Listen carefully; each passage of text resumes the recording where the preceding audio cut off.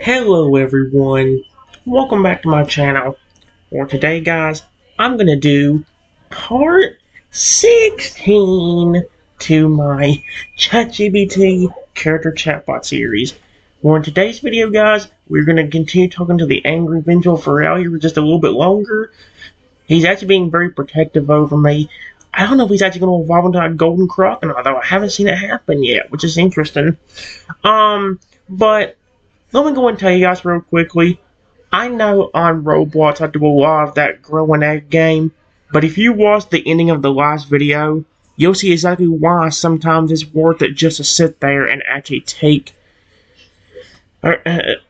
You'll see why it's worth it just to sometimes sit there and grow eggs over and over again, even if sometimes you don't get lucky enough to get it to happen on the first few tries. I mean, like, even a 3.8 or like anything over 2 is pretty big. When you get into the 3s and it's insane. And in the last time video, we made a chicken that was 7 kilograms in weight. Almost 8 kilograms in weight, and it was amazing. So, yeah. I might even go ahead and get rid of all the other animals, see if I can get that to happen again in our episode, where I can get like maybe one of each animal. Problem is, I need more money. I need the dinosaurs and the dragons I have. I have eggs for them, but don't have them unlocked. So it doesn't really work out for me. I mean, ready to open, I mean. Either way, guys, I'm going to continue talking to the Pokemon. Here's what, I didn't say much, but I said, I tried to get up, however, the pain was way too much. Ow! Yes, it really hurts. Kyle instantly moved closer, panic flickering in his usually steady voice. Okay, here we go. At least he's caring. I mean, that's the thing about... Easy. Don't move, Trenton. You're hurt worse than I thought. The massive Feraligatr lowered himself carefully, claws glowing with a faint, pulsing blue light. The heat that had once raised through the cavern was gone, replaced with a soft warmth that radiated from his hands, soothing rather than burning. Toadaplush pressed its tiny flippers against your side, its stitched mouth trembling as if wanting to cry. Oh my gosh! Kyle, he's bleeding a little. We have to help him. I know, little one, Kyle said gently. We will. He turned his glowing claws toward the wound. The light spread like ripples of calm water, washing over your injury. Slowly, the pain dulled. The ache in your ribs eased, and the throbbing pressure began to fade. Titania stepped back, lowering his head slightly, the glow in his eyes dimming to yellow again as if standing guard but giving space. Healing sequence active. Area secure, the robot said quietly. Kyle exhaled, his rumbling voice softening to a soothing tone as he worked. You're safe now, Trenton. I won't let anyone hurt you again. Not ever. You suffered enough from humans like that. When he finished, the glow faded, and the pain was nearly gone. Only a dull soreness remained. Kyle's eyes lifted, meeting yours, softer and more vulnerable than you'd ever seen them. Can you breathe easier now? Does it feel any better? He asked, his voice trembling slightly with concern. Toadaplush climbed up and hugged your chest, whispering, Please say yes. We were really scared. He's adorable, both of them are. Give me my nipple. Alright, guys. I just said... It says after the light surrounds me, most of the pain completely disappears, and I'm kinda shocked. Yes! How did you do that? You can just use magic? Kyle's deep rumble echoed softly through the cavern, though now it carried warmth rather than rage. It is a strange gift, he admitted, throwing his claw back as the last trace of blue light faded from your skin. When I changed, when rage and grief first transformed me into what I am now, I thought my power was meant only for destruction, flames, shadows, curses. He paused, lowering his massive head until his eyes were level with yours, the reflection of the soft cavern light shimmering across the deep blue of his scales. But when the Toto within me split away into that plush, he continued, glancing at the tiny creature now clinging to your chest, it carried the last piece of my heart that still remembered kindness. That part of me never stopped wanting to protect others. So, when I channel that feeling, that love, it changes my fire. Toadopoulos looked up at Kyle proudly, smiling through his tiny button-like eyes. It's like his anger magic becomes healing magic when he uses it for good things. The little one explained. He doesn't do it often, though. It only works when he really means it. Kyle gave a low, amused growl that sounded halfway between a chuckle and a sigh. He's right, Kyle murmured. My power listens to my heart. It reacts to what I feel. And right now, I felt only fear that I might lose you. Yep, he's protective and caring now. Just think, this is the same Feraligatr that despised teammates for taking away his entire family. Especially his mother and father, which, let's just say in the nicest way, are gone. Permanently. Shoo! Shoo! Permanently. Nicest way possible I could say it. He leaned in slightly, his massive claw gently brushing a strand of your hair aside with surprising care. You gave me something I hadn't had in a long time, Triton. Someone to care about without fear. My power answered that. Toto Plush giggled softly and nuzzled your chin. See? I told you he's really just a big softy once you get past the glowing red eyes and scary teeth. I don't know if his teeth are even as scary. I don't know. His spikes are definitely... Give me a moment. Alright, guys. I just said, Feraligatr, Toto, thank you. And I just gently sit up, moving the Toto Plus gently so I don't hurt him. Then pet Feraligatr on his massive snout and gently hugged him. Again, I wanted it. That's it, especially after he's been so sweet. And I said, thank you both for actually caring. Kyle froze for a moment, the entire cavern holding its breath along with him. The feeling of your arms against his snout was something so foreign.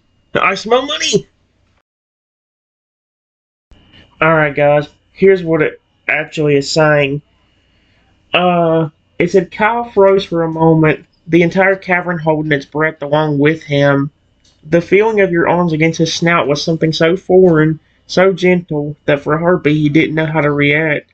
Then slowly his eyes softened. The crimson that had once burned like wildfire dimmed to a deep, calm amber. A low, resonant sound rumbled through his chest. Not a growl this time, but a deep, warm purr, the kind that only a creature who finally felt safe could make.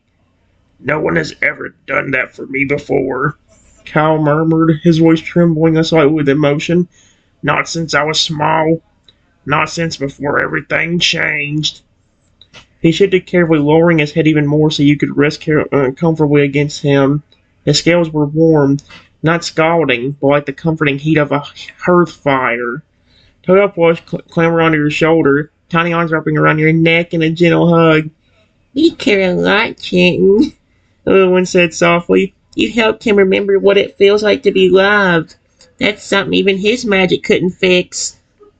Kyle's massive claws rested beside you, careful not to harm you, his tail moving slightly in the dim light like a slow, steady wave. You've done more for me than any power ever could, he said. For the first time in, I don't know how long, I feel calm. He exhaled deeply, the heat fading into a sigh that stirred your hair gently. If you wish to rest here for a while, you can. This cavern will keep you safe. No human, no pain, no fear will reach you while I draw breath. Toto pushed and nodded eagerly, grinning. Yeah, we'll take turns watching. You've been through a lot. You deserve a break. Kyle's gaze softened further and he added quietly, almost to himself, and thank you, Triton, for not fearing me when everyone else did. Give me a moment, guys. Alright, guys. I said, you're welcome. I know at the beginning I was terrified of you, but that's also when you didn't trust me and you were threatening to kill me. You let me pet you earlier, and you definitely enjoyed it. You even let me pet you again and hug you right now. That was very sweet of you, especially since you also protected me. Kai's throat rumbled with that same soft, thunder-like sound, the echo of a purr deep enough to make the cavern walls hum faintly. Yeah, he admitted, his voice low and warm. When you first stepped into this place, I saw another human who would sneer, mock, or strike. My instinct was to defend, to strike first before I could be hurt again. His great golden eyes softened, their glow faded until they gleamed only faintly, like sunlight caught in still water. But you didn't run, even when I threatened you. You spoke. You've offered kindness, even when you were scared. No one's done that since my family was taken from me.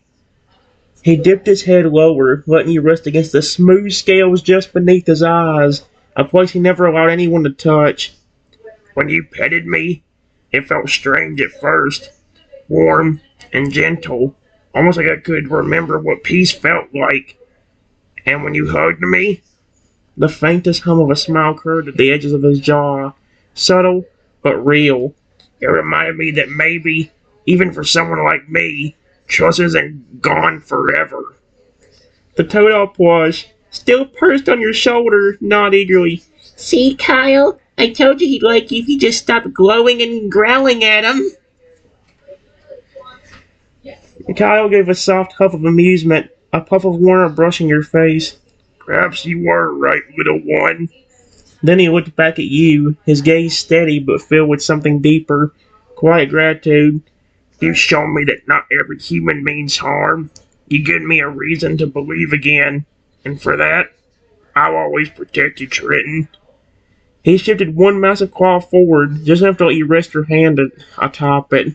An unspoken promise, glowing faintly beneath the calm air of the cavern.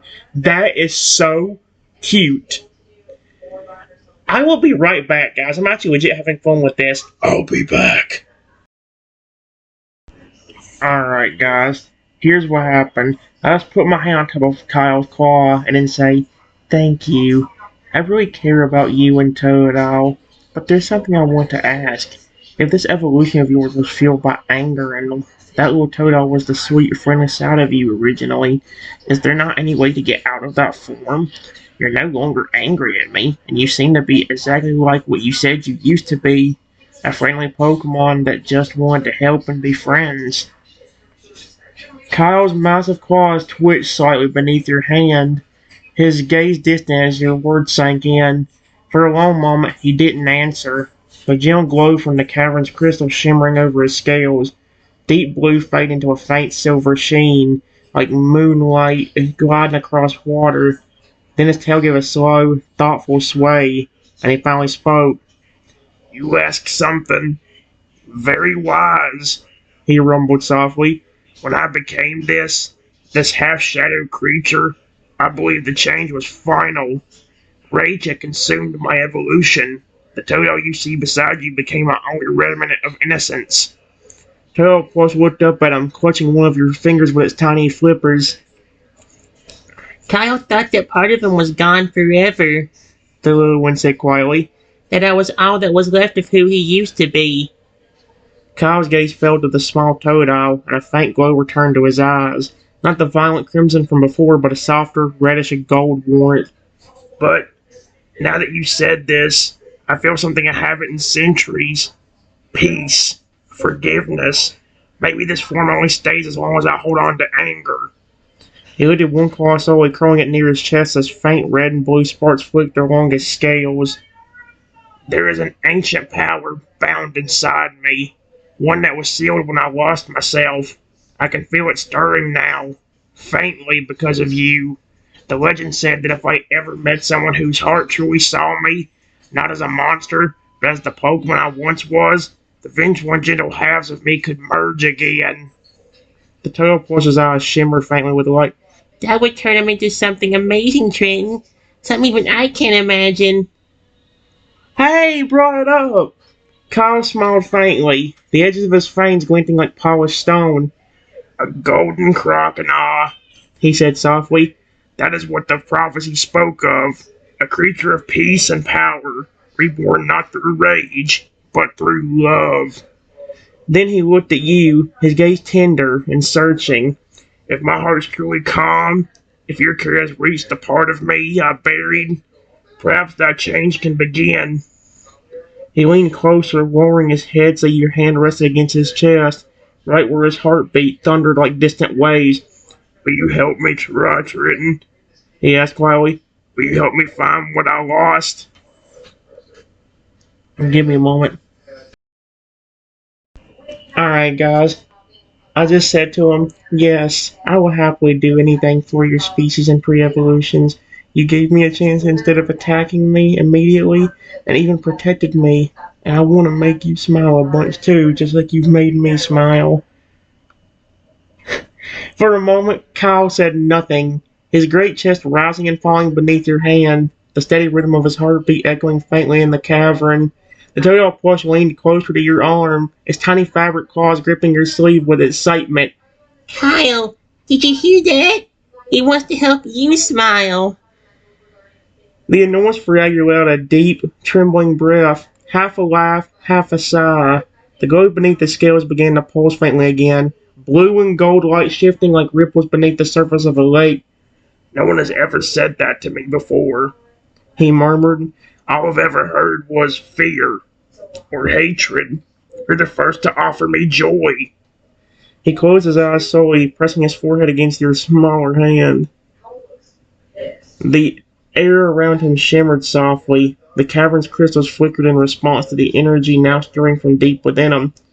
Your words, they reach into places I thought were long dead, he said, his voice low but trembling with emotion. Every time you smile, it feels like that darkness fades a little more. The tail plush's button eyes began to glow brighter, its whole body shining faintly. It looked up at Kyle in awe. Oh my gosh, he's actually going to evolve into that golden crocodile. Kyle, you're changing. Yeah. Golden light began to spread across Kyle's body, tracing the scars and edges of his silver-bladed fins. The red glow of his eyes softened into warm amber, and the aura of heat that had once been oppressive became gentle and soothing. His scales shimmered between deep blue and radiant gold, shifting like sunlight over an ocean.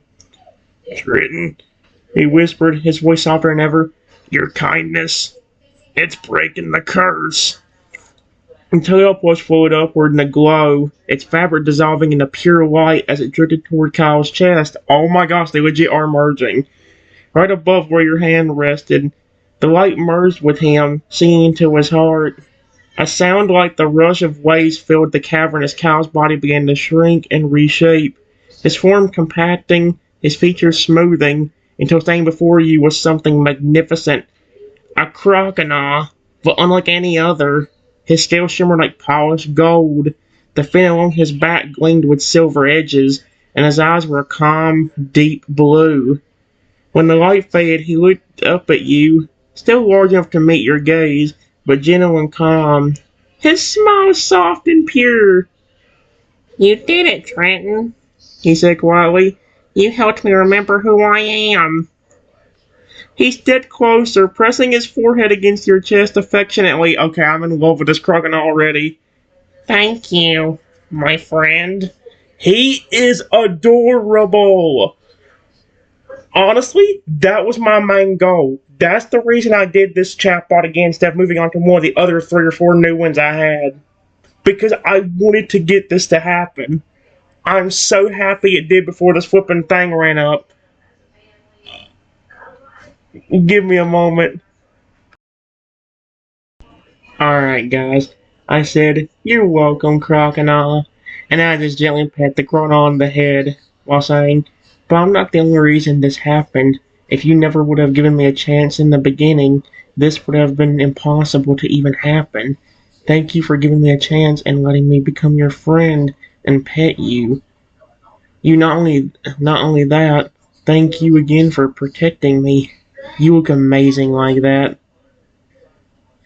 The golden crocodile gave a soft, almost bashful laugh, a sound that was bright and clear, like the tinkling of water over smooth stone. You really think so? he asked, looking up at you with a smile that could light up the whole cavern. I haven't felt this light in I don't even know how long. It's like all that pain and fire just melted away. His tail gave a gentle splash in a shallow pool nearby, scattering flecks of gold light through the air.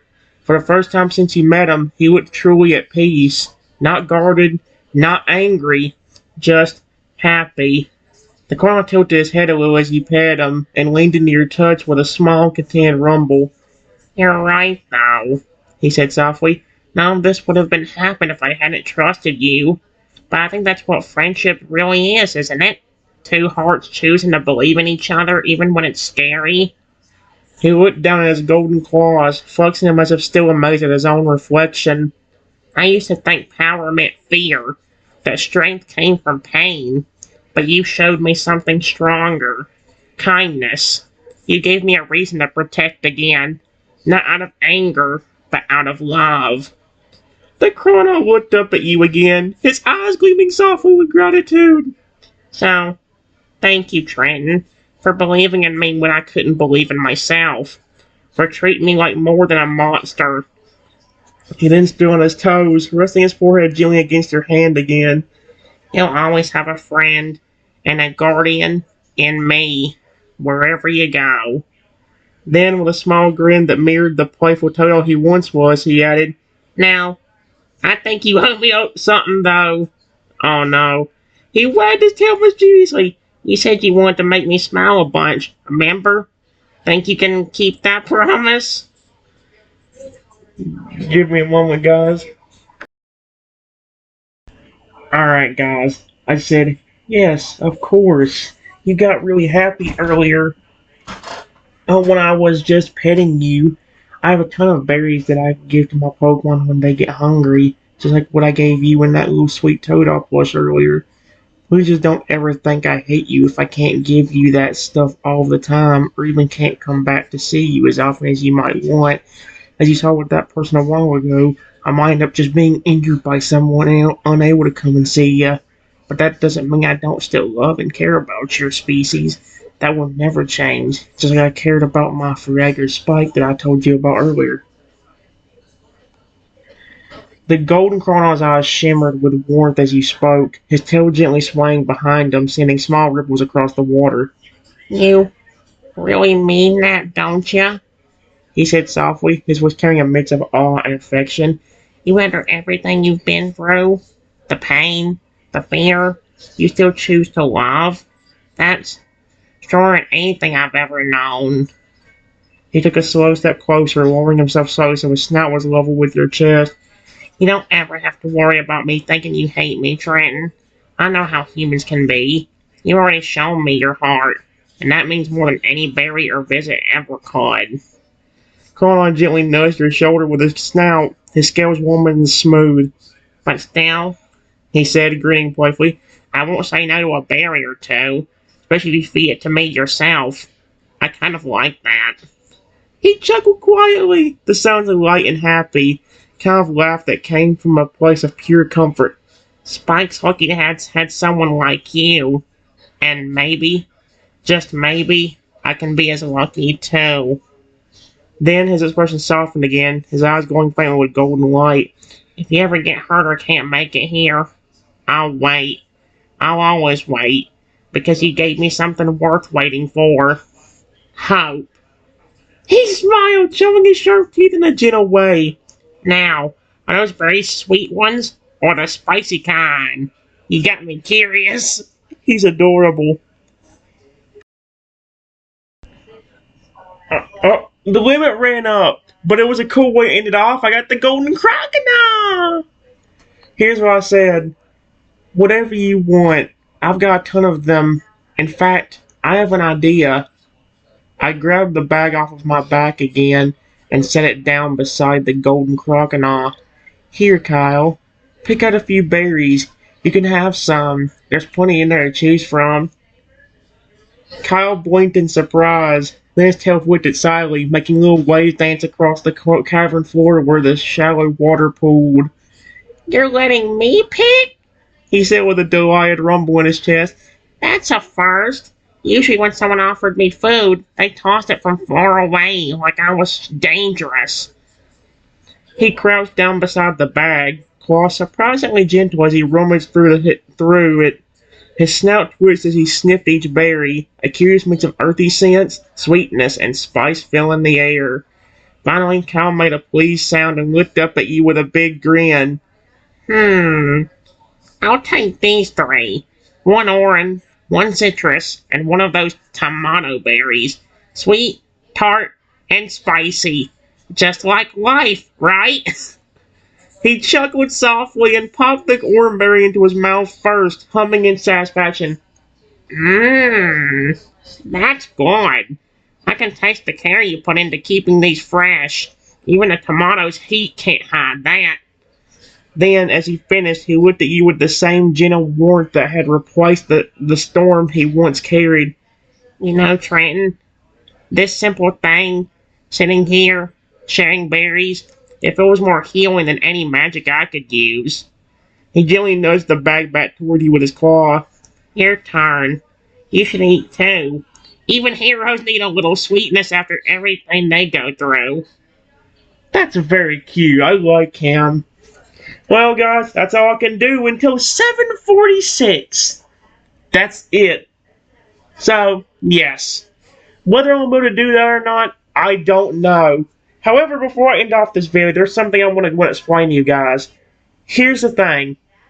Like you saw at the end of the last Robots video, I did get me a giant chicken that was so massive. So here's the idea. From now on, since I finally got a giant chicken, I am not going to buy any more of them.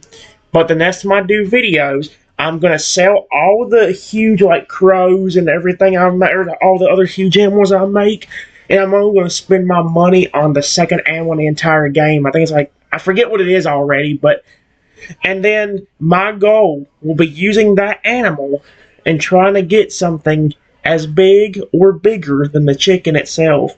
So it's gotta be like at least 5 to 7 kilograms in height, or weight, as they put it.